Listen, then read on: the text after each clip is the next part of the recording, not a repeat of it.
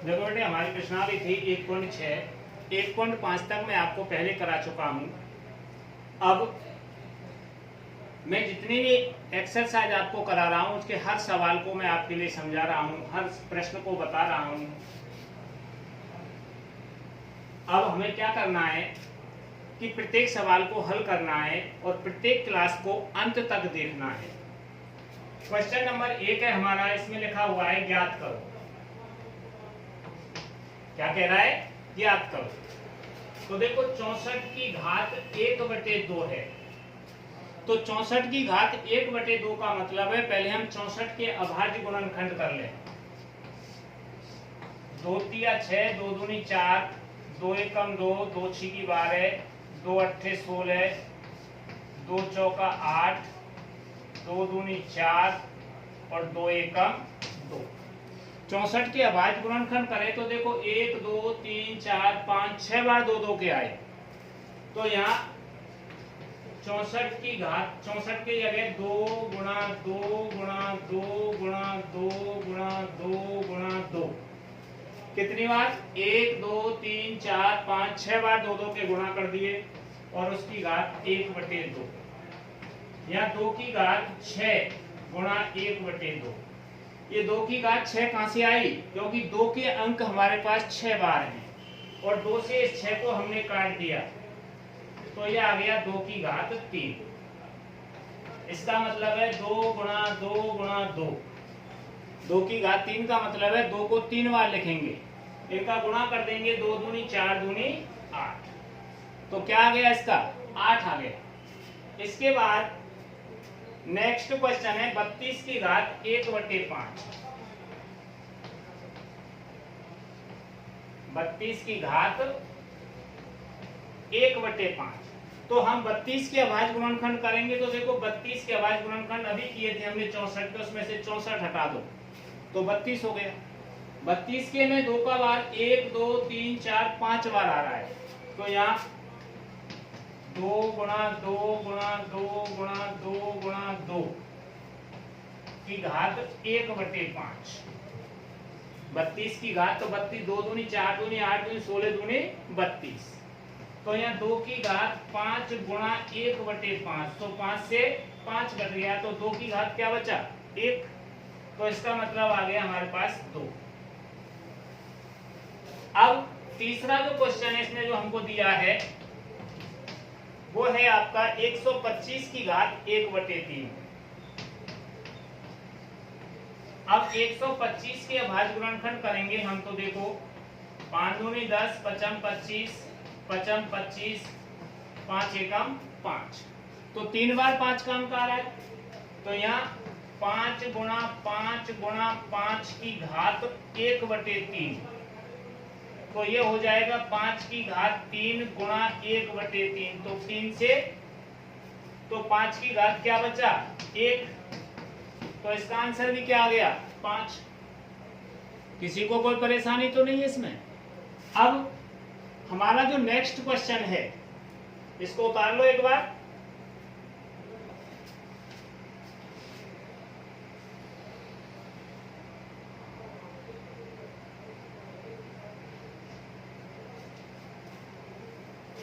देखो next question में क्या कह रहा है वो हमसे।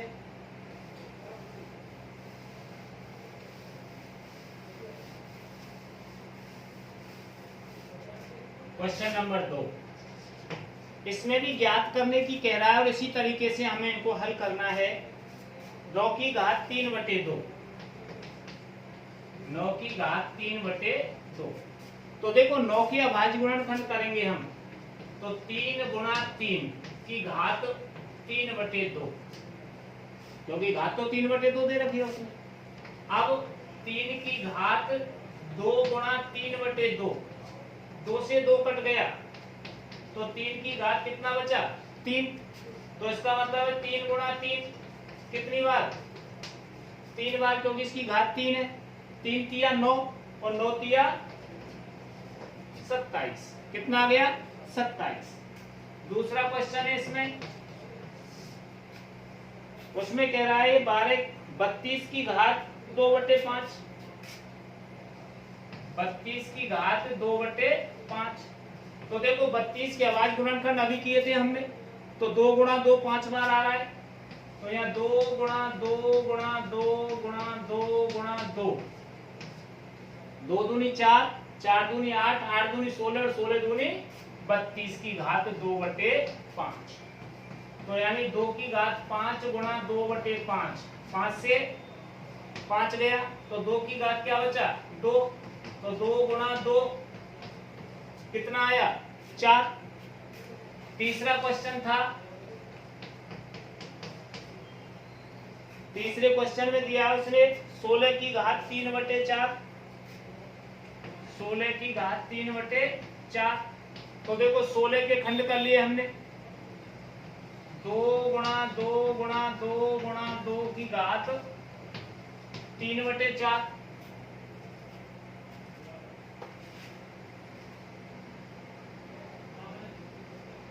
अब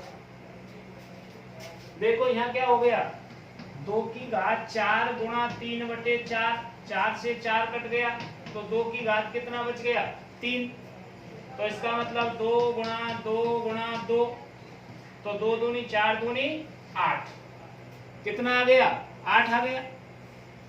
अब नेक्स्ट क्वेश्चन है इसमें,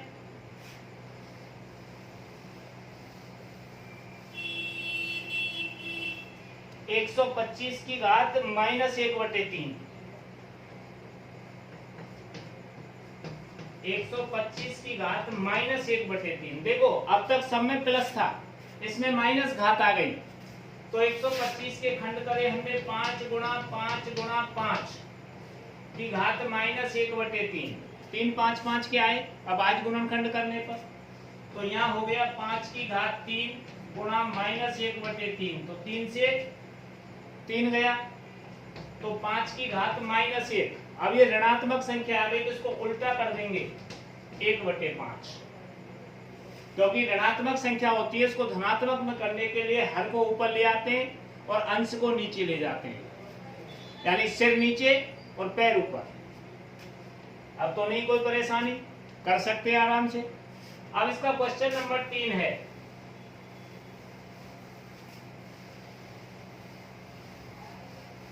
देखो इसमें क्या कह रहा है, अब तक तो ज्ञात करो लिखा था, अब लिख दिया उसने, इसको बदल के सरल करो। देखो सरल नाम ही सरल है तो घबराने की परेशानी नहीं है आपको। 2 की घात 2/3 इंटू 2 की घात 1/5।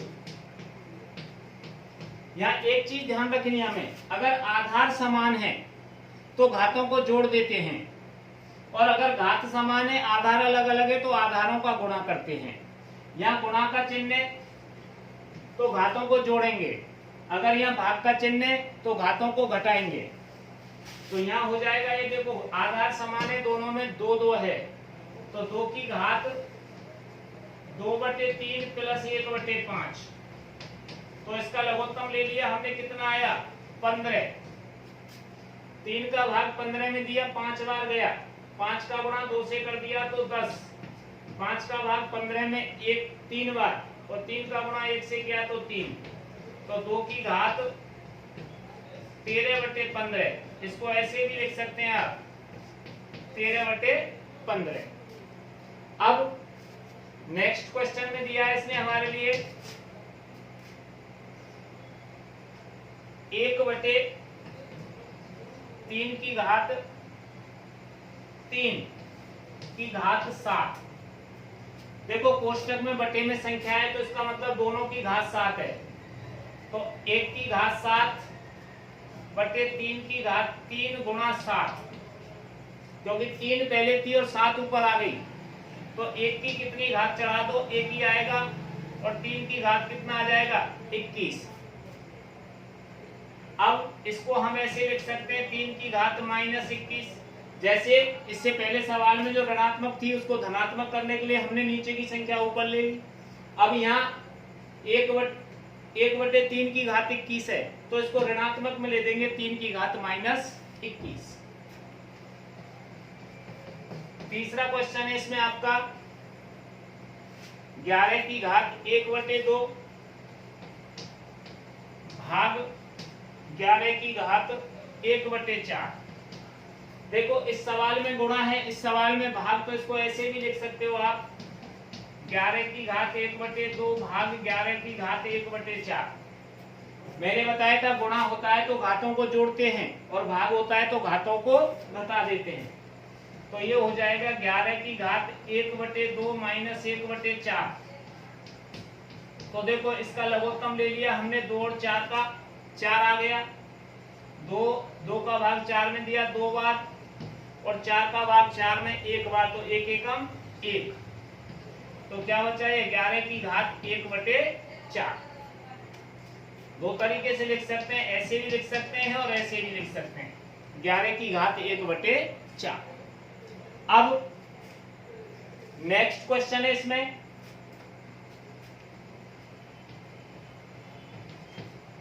इसमें दे रखा है 7 की घात 1/2 गुणा 8 की घात 1/2। ये जो बिंदी लगी होती है गुणा का चिन्ह कहलाता है। किसका कहलाता है? गुणा का। अब मैंने क्या बताया था, जब आधार समान होते हैं तो घातों को जोड़ते हैं। अब इसमें देखो आधार अलग अलग है, घात समान है, तो घातों को तो जैसे है वैसे ही लिख देंगे और इनका गुणा कर देंगे। 7 गुणा 8 की घात 1/2, दोनों में से एक लिखेंगे। जैसे यहाँ दोनों में से 2 के थे, इनमें से एक लिया था, ऐसे ही मैं दोनों घातों में से एक की घात लेंगे। तो ये क्या हो जाएगा 56 की घात 1/2। इसी के साथ हमारी जो एक्सरसाइज 1.6 पूरी होती है। नेक्स्ट एक्सरसाइज अगली क्लास में बताएंगे। ध्यान से रहें और ध्यान से पढ़ें।